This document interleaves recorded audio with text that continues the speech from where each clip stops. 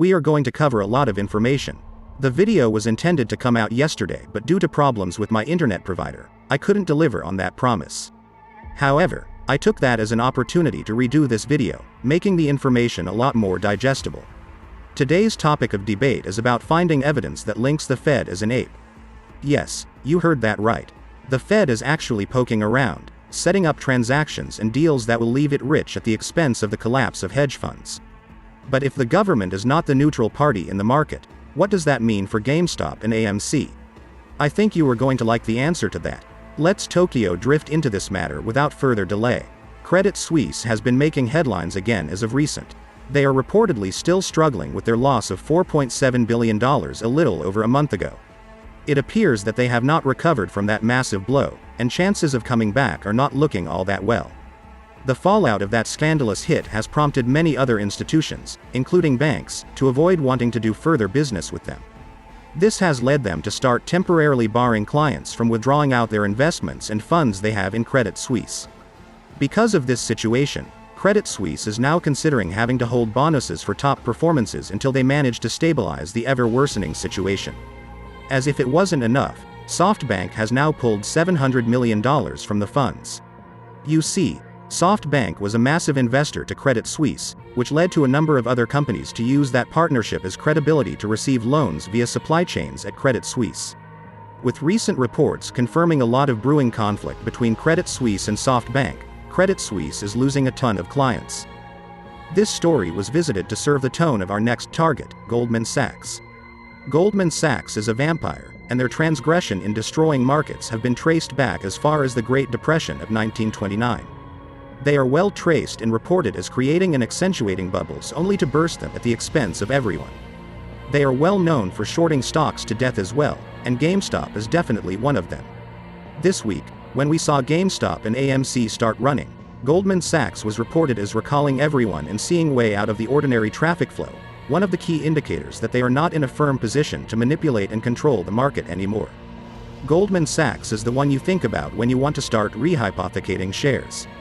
Furthermore, their ties to OTC markets are further proof of their connection and part of creating the havoc that Wall Street is dealing with. In one of their investor resolutions plans, under the institutional client services part, they disclosed to their client execution activities related to OTC markets. OTC markets, for those new to the channel, are unregulated markets that have been found to the birthing ground where naked shorts are implemented in order to integrate them back to regulated markets. Now, among the many problems that the government has in regards to the collapse of big institutions is that it needs to preserve an image. If the collapse of hedge funds scares future players in the private sector from investing as carefree, for lack of a better term, then the government might experience a new set of challenges. A more risk-averse private sector could lead to slower growth in the stock market and other economic sectors. As such, this is a situation that must be controlled systematically.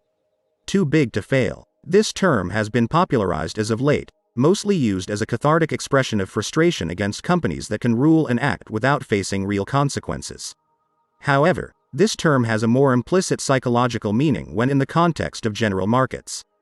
Too big to fail functions more as a psychological state, one that more often than not works as a confirmation bias.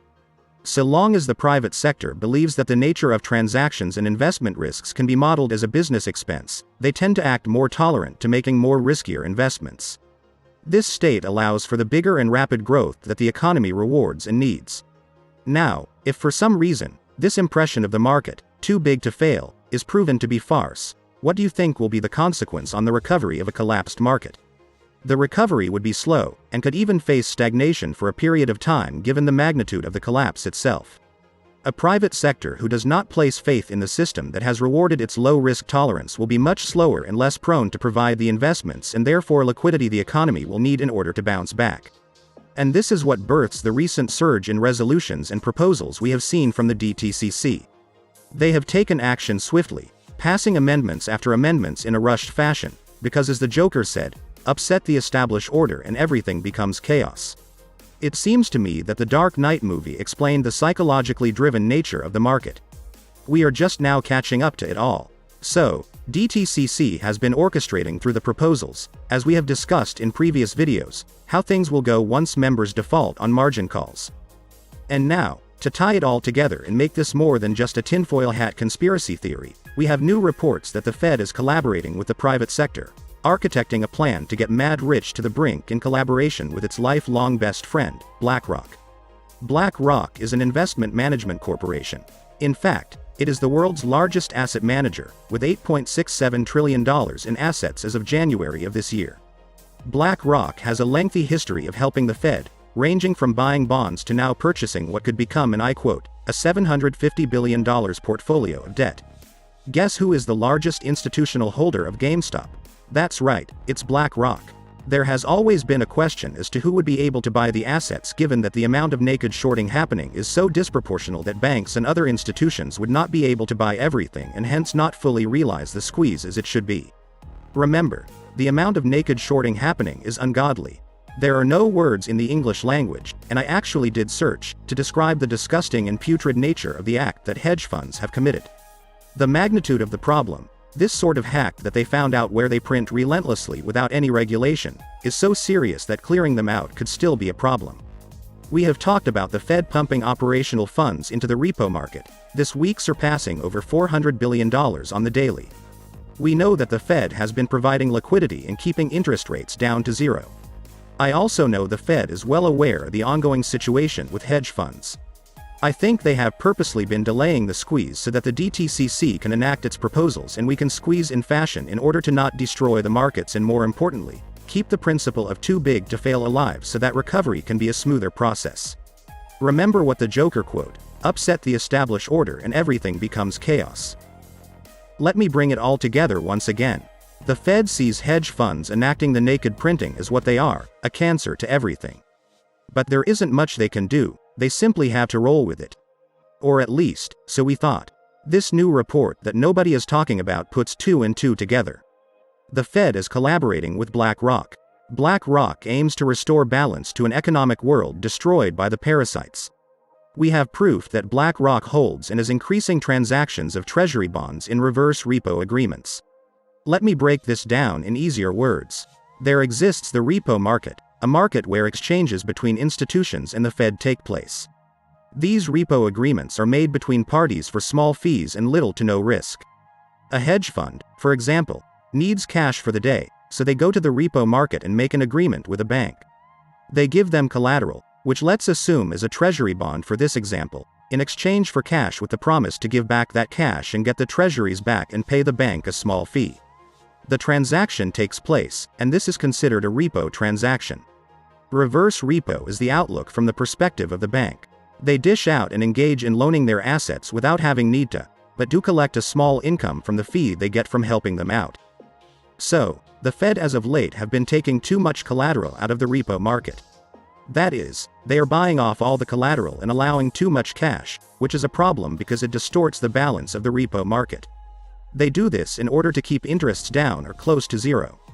Citadel has been borrowing a lot of collateral, treasury bonds to be exact, from BlackRock.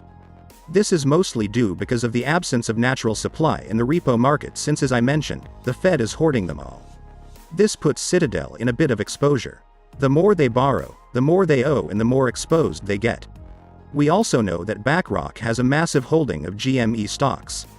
What I think is happening is the Fed is collaborating with BlackRock to delay the squeeze by producing a ton of much-needed liquidity in order to allow the DTCC to finalize all the blueprints for the fall of hedge funds. Once everything is in place, they can simply let things get out of control without supplementing the demand for liquidity, and that is when things drastically get crazy. Literally, the Fed will launch the squeeze whenever they deem it appropriate enough. They can print unlimited amount of cash because they can do that without even batting an eye, and simply control the dormant bear that is slowly about to wake. So essentially the Fed gets a chance to fix some of the problems they have been creating, while also keeping inflation down. BlackRock will get rich off of the bonds and GameStop shares they have. I mean, I don't even think I can count that high.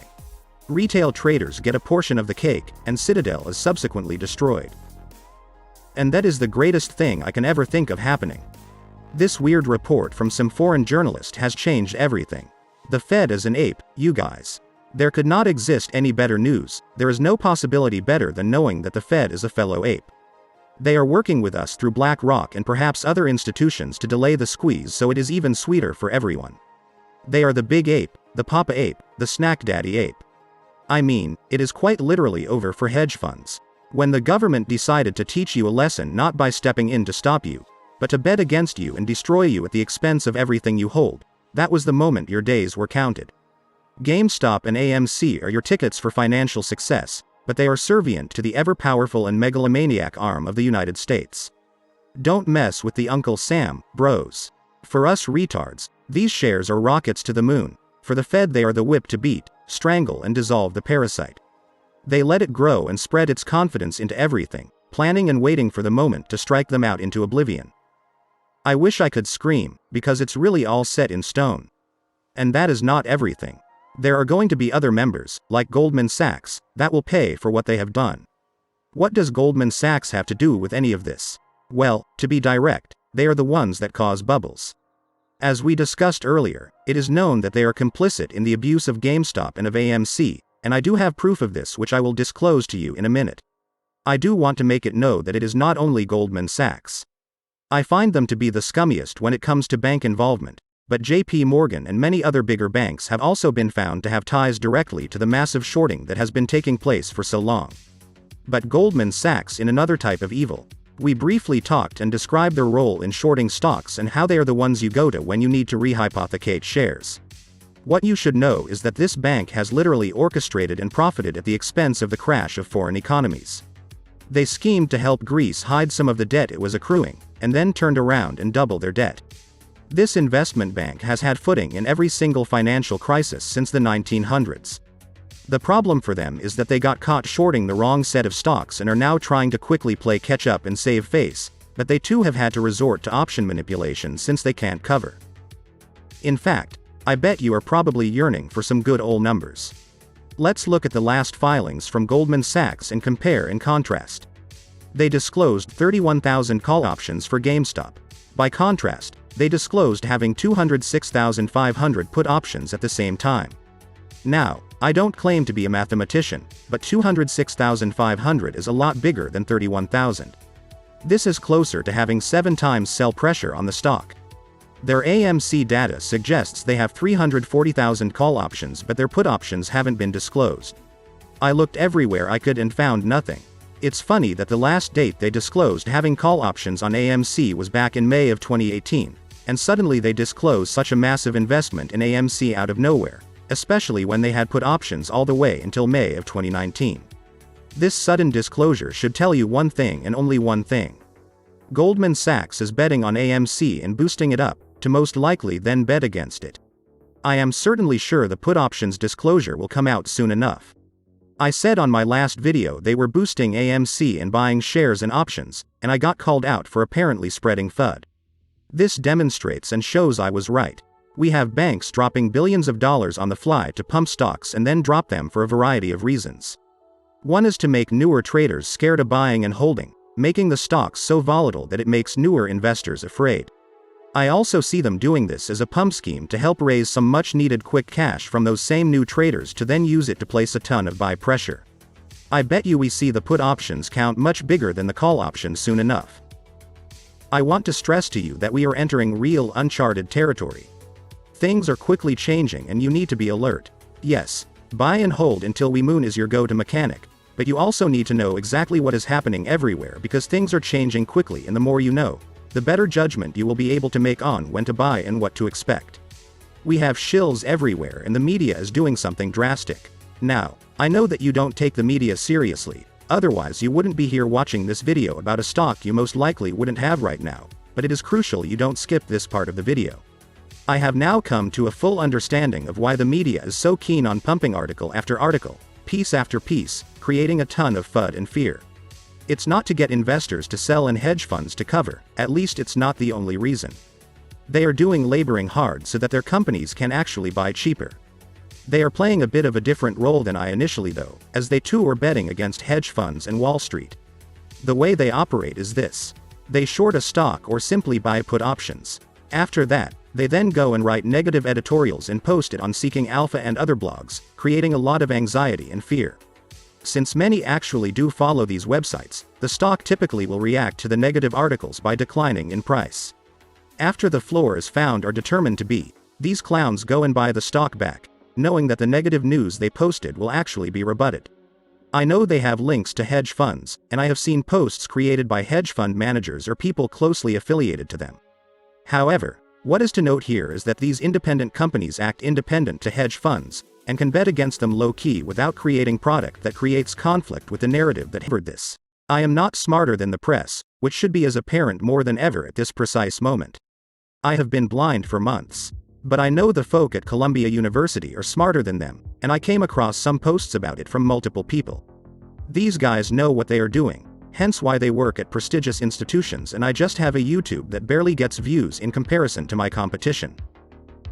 This was a very big video that took me so many hours to complete.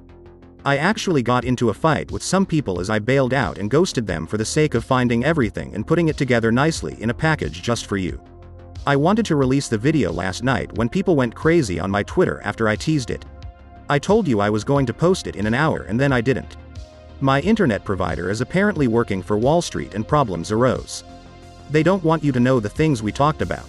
They managed to cripple my Twitter reputation, and I managed to still get the good due diligence to those faithful enough to still come check it out. I came across something interesting. I was notified that on Matt Core's livestream my channel was mentioned a couple of times as being many people's favorite. I cannot thank you enough for your support and kind words. I often compare my YouTube growth to other channels and get a bit embarrassed and feel a bit inadequate since some of them grow by the thousands each day. I sometimes wonder if I am doing something wrong, which is why I always welcome criticism and feedback. I am not much of a YouTuber and lack a lot of the charisma needed to charm you up and really blow up. But in those moments of darkness, I tend to go to the comments and see the pure love I get from you guys, and that shoots up my circuit board and my electricity bill. The gold, all the money from the squeeze will be nice, but the real treasure I have found in this venture is you guys. I am eternally grateful to all of you for showing so much support. I also want to thank my Patreons for their support. Nobody is forced to donate or pledge, but to the ones that do, and actually go above and beyond every month to support me, and that is just a feeling that I cannot describe. Words cannot express the gratitude I have for you, and trust me, I went through all my database. YouTube pays me scraps, sometimes nothing, much like the bonuses that Credit Suisse executives will get this year, zero. If you ever want to drop support, my Patreon is in the description. I also have Cash App if you don't care for continued support but want to show some love. I have 2 more videos in the making. Depending on how this one does, I will post one later today if views are crappy. If not, then I'll try to post both tomorrow. My entire following, though small, is wholesome. You are all just amazing. YouTube doesn't pump my content like others do to it, considering human voice is superior, but you guys do share my videos and I cannot thank you enough for doing that. I will see you soon, so go enjoy the rest of your weekend, and thank you again.